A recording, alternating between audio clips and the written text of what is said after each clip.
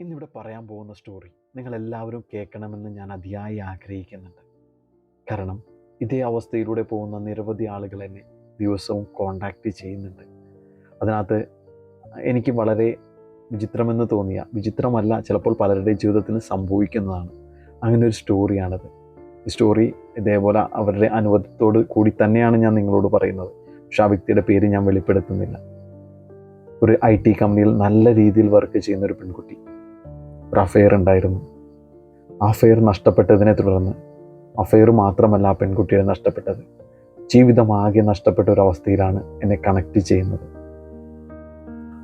സ്വന്തമായി ഉപയോഗിച്ചിരുന്ന കാറിൻ്റെ EMI പോലും അടയ്ക്കാൻ പറ്റാത്തൊരു സ്റ്റേജിലായിരുന്നു എന്നെ കണക്ട് ചെയ്യുന്ന സമയത്ത്.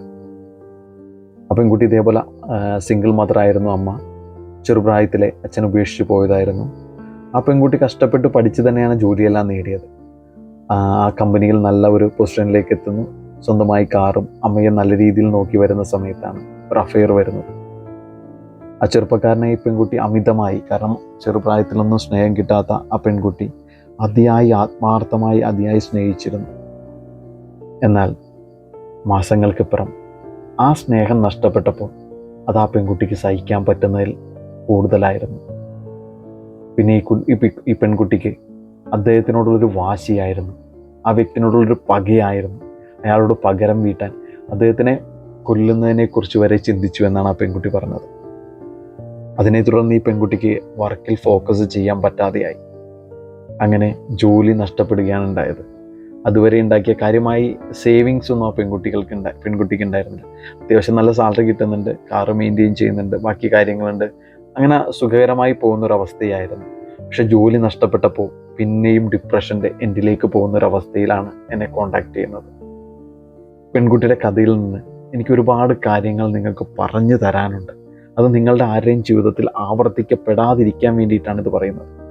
ഈ പെൺകുട്ടിയുടെ റിലേഷൻഷിപ്പിലെ പ്രശ്നം യഥാർത്ഥത്തിൽ ഈ പെൺകുട്ടി തന്നെ വിളിച്ചു വരുത്തിയതായിരുന്നു. ഞാനിതെല്ലാം ആദ്യമേ പറഞ്ഞല്ലോ, പെൺകുട്ടി സിംഗിൾ മദറായിരുന്നു, അമ്മയാൽ വളർത്തപ്പെട്ടതാണ്. അപ്പോൾ ഈ പെൺകുട്ടിയുടെ ചെറുപ്പകാലത്ത് തന്നെ ഈ അച്ഛനിൽ നിന്നുള്ള കുറച്ച് ബുദ്ധിമുട്ടുകൾ കണ്ടു വളർന്ന്, അച്ഛനെ നഷ്ടപ്പെട്ട കുറേ കാര്യങ്ങൾ കണ്ടു വളർന്ന ഒരു പെൺകുട്ടിയായിരുന്നു. ഈ റിലേഷൻഷിപ്പ് സ്റ്റാർട്ട് ചെയ്യുന്ന സമയത്തും ഈ പെൺകുട്ടി ഓരോ നിമിഷവും ചിന്തിച്ചുകൊണ്ടിരുന്നത്, ആ വ്യക്തിയിൽ നിന്ന് സ്നേഹം ലഭിക്കുന്ന സമയത്തും ഇവൻ നഷ്ടപ്പെട്ടു പോകുമോ എന്നൊരു ചിന്തയായിരുന്നു ആ പെൺകുട്ടിയുടെ മനസ്സ് നിറയെ. ആ ചിന്തയുമായി നിരന്തരം നടന്ന് ആ പെൺകുട്ടി തന്നെ അട്രാക്റ്റ് ചെയ്യുകയായിരുന്നു ആ പെൺകുട്ടിക്ക് ഒട്ടും ആഗ്രഹമില്ലാത്ത അദ്ദേഹത്തെ നഷ്ടപ്പെടുന്ന ഒരു ലൈഫ്. കാരണം ഇത് മനസ്സിൻ്റെ ഒരു സയൻസാണ്. ഇത് നിങ്ങൾക്ക് റിവീൽ ചെയ്ത് തരാൻ കാരണം, നിങ്ങൾ ആരെങ്കിലും ഇത്തരത്തിൽ ചിന്തിക്കുന്നുണ്ടെങ്കിൽ നിങ്ങൾ അതിനെ ഒന്ന് മാറ്റി നിങ്ങളുടെ ലൈഫിനെ ഒന്ന് ട്യൂൺ ചെയ്യാൻ വേണ്ടിയിട്ടാണ്. അതിനുശേഷം ഈ വ്യക്തിയോടുള്ള പക നിറഞ്ഞപ്പോൾ ആ പകയും ദേഷ്യവും അദ്ദേഹത്തിനെ കൊല്ലണം എന്നുള്ള വാശിയും എല്ലാം ഉണ്ടായിരുന്നത് ഈ പെൺകുട്ടിയുടെ ഉള്ളിൽ മാത്രമായിരുന്നു. ആ ചെറുപ്പക്കാരൻ അറിയുന്നുണ്ടായിരുന്നു ഇതൊന്നും. അയാൾ അദ്ദേഹത്തിൻ്റെ ജോലിയിലും കാര്യങ്ങളും നല്ല രീതിയിൽ പ്രവർത്തിച്ച് ഒരു സക്സസ് ആയി പോയിക്കൊണ്ടിരിക്കുകയായിരുന്നു. ഈ പെൺകുട്ടിയുടെ ഉള്ളിൽ ഇത് മുഴുവൻ നിറഞ്ഞപ്പോൾ ഈ പെൺകുട്ടിയുടെ ഉള്ളിലാണ് പൊല്യൂട്ടഡ് ആയത്. മാനസികമായ അവസ്ഥ ഒന്ന് ആലോചിച്ച് നോക്കിയ അവസ്ഥയിലിരിക്കുന്ന ഒരു പെൺകുട്ടിയുടെ, ആ പെൺകുട്ടി അതിനെക്കുറിച്ച് ചിന്തിച്ചപ്പോൾ വേറെ ഒന്നിനെക്കുറിച്ച് ചിന്തിക്കാതായപ്പോൾ തൻ്റെ ജോലിയിലെ ശ്രദ്ധ പോലും ജോലി നഷ്ടപ്പെടുന്ന ഒരു അവസ്ഥയുണ്ടായി. തിരിച്ചെൻ്റെ അടുത്ത് വന്നപ്പോൾ ഞാൻ ആദ്യം ചോദിച്ചൊരു ചോദ്യം, താങ്കൾക്ക് ആ വ്യക്തിയെ കൊല്ലണമോ,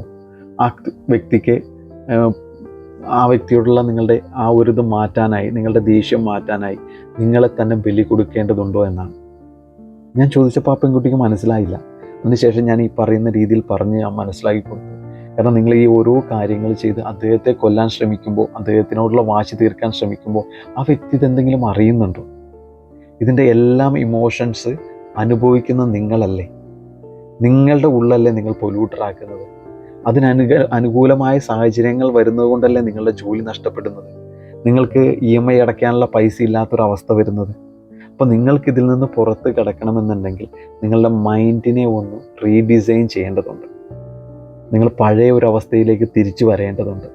അങ്ങനെ നമ്മളുടെ പ്രാക്ടീസുകൾ ഓരോന്നായി ചെയ്ത് വന്നപ്പോൾ ആ വ്യക്തിക്ക് ഇതേപോലെ തൻ്റെ ഇഷ്ടപ്പെട്ടിരുന്ന ആ വ്യക്തിനോടുള്ള ദേഷ്യം മാറി, ആ വ്യക്തിനോടുള്ള ആ പ്രതികാര മനോഭാവം മാറി.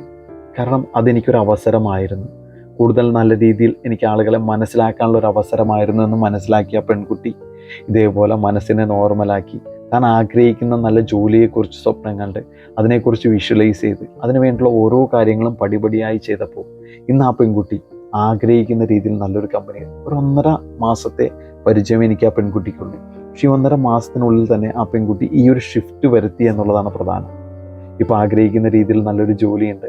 ഇപ്പോൾ ആ പഴയ ഓർമ്മകളെല്ലാം ആ പെൺകുട്ടിക്ക് ആ ഒരു നെഗറ്റീവ് വികാരങ്ങൾ തരുന്നില്ല. അതൊരു എക്സ്പീരിയൻസ് ആയിരുന്നു എന്നാണ് ആ പെൺകുട്ടി ഇത് കരുതുന്നത്.